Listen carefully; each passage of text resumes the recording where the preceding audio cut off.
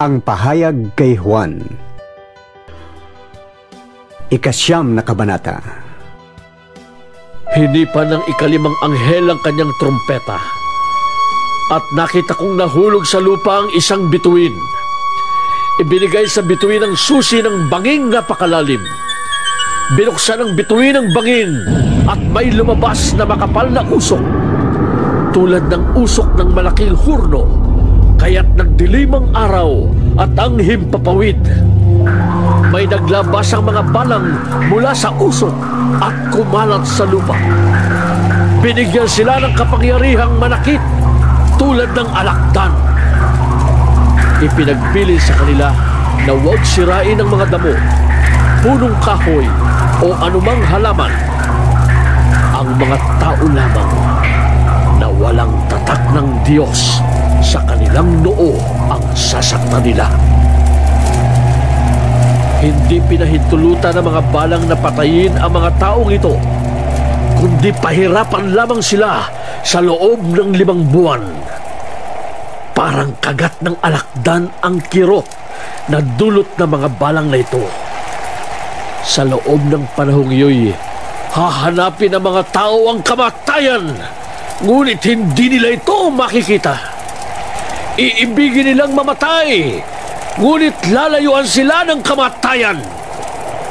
Ang mga balang ay parang mga kabayong handa sa pakikipagdigma. Sila ay may putong na parang koronang ginto, at parang mukha ng tao ang kanilang mukha. Parang buhok ng babae ang kanilang buhok, at parang ngipin ng leon ang kanilang ngipin. Natatakpan ng parang mga baluting bakal ang kanilang dibdib, at ang tunog ng kanilang pakpak ay parang dagundong ng mga karwahing hila ng mga kabayong papunta sa labanan. Sila'y may buntot na may tulis gaya ng sa alakdan. Nasa buntot nila ang kapangyarihang manakit ng mga tao sa loob ng 5 buwan. Ang hari nila'y ang anghel na bantay sa banging napakalalim. Ang kanyang pangalan sa wikang Hebreo ay Abaddon, at sa wikang Griego'y Apollyon. Nakaraan na ang unang lagim.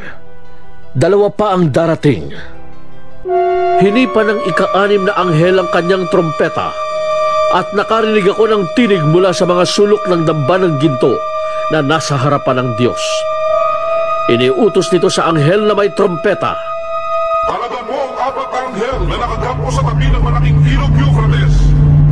At pinalaya ang 4 na anghel upang patayin nila ang 3 bahagi ng sangkatauhan. Talagang inihanda sila para sa oras, araw, buwan at taong ito. Sinabi sa akin na ang bilang ng hukbong nakakabayo ay 200 milyon. Nakita ko sa pangitain ng mga kabayo, at ang mga dibdib ng mga sakay nito ay may mapulang panangga na gaya ng apoy, asul na gaya ng safiro, at dilaw na parang asupre. Parang ulo ng leon ang ulo ng mga kabayo. Bumubuga ng apoy, usok at asupre ang kanilang bibig. Ang 3 salot na pumatay sa 3 bahagi ng sangkatauhan ay ang apoy, usok at asupre na mula sa kanilang bibig. Ang kapangyarihan ng mga kabayo ay nasa kanilang mga bibig, at nasa kanilang mga buntot na parang ahas, at may ulo na siyang ginagamit nila sa pananakit. Ang natira sa sangkatauhan na hindi namatay sa mga salot na ito'y hindi nagsisi. Hindi sila tumalikod ni tumigil ng pagsamba sa mga demonyo at sa mga Diyos-Diyos ang ginawa ng kanilang kamay, mga larawang ginto, pilak, tanso, bato at kahoy na di nakakakita, nakakarinig o nakakalakad man. Ni hindi rin nila pinagsisihan ang kanilang mga pagpatay, pagkukulam, kahalayan at pagnanakaw.